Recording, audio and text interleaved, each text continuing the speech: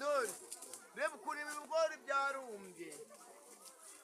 Reba mukecuru ariko za kwa n'inyoni zanabibona. reba twarahinze duherekeza abantu bahinze ni ukuvuga ngo baranabyiba rwose se koko none se igihe ikibazo rero aho ntabwo byari biri ubona bidahama ntara n'ikere n'abana ngo birinde ngo zasaro ngo bamwe igikoni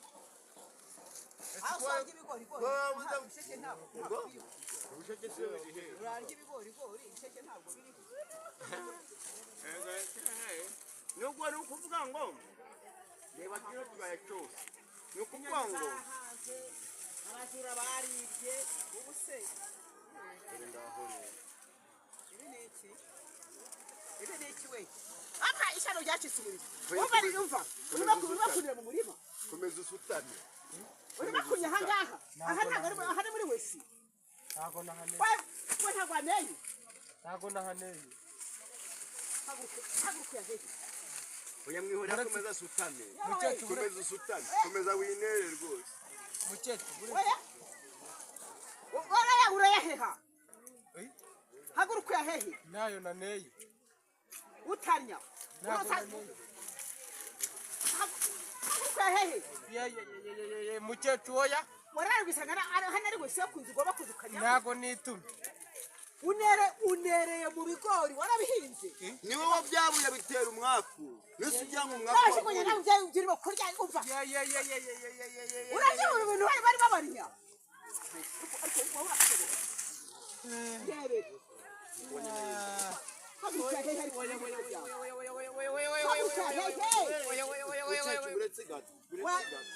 kunera mu murima kubita gake nuko zo kuza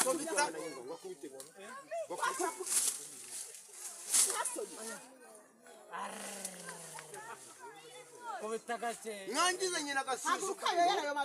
mwangize nyina agasuzuguro murapfa muti tugomba kujya turaja kunywa mu isambi kugira ngo byabure hano ibigori imbere byaheraga mutatanya kuhakora mu bwihere ntago na yora tuyayora yore woya buretse we iwe yora goma sigira vuba kubita gake kubita gake ndakunwa nereye umurimo reba ku kagori reba nyagashinga ihembe ubu nta soni abana bagomba kuzagaca umusigati bakarya bagomba kurya sazi yawe wababarika ushaka yora urayora amabyi ntiyayora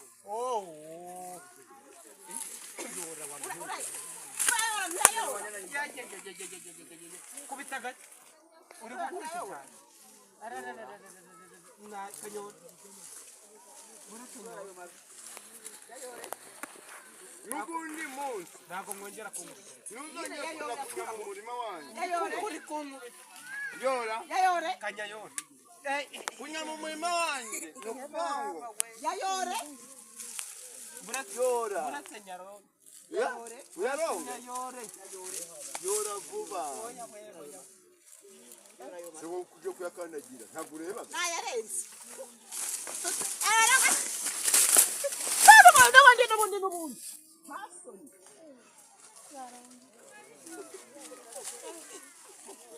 ariko bikira Mariya wabyaye